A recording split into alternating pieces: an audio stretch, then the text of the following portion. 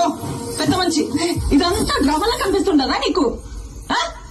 నీ బిడ్డకే కాదు, ఏ ఆడబిడ్డకిటైనా మా ఆయన ఇట్లానే కాపాడతాడు. అది ఆయన నీతి. మానం లేకుండా ఏం జన్మయ్యా నీది? శివలే పెద్ద సినిమా చూసి మాట్లాడనా? నువ్వు గుమ్మను ఉండద్దా?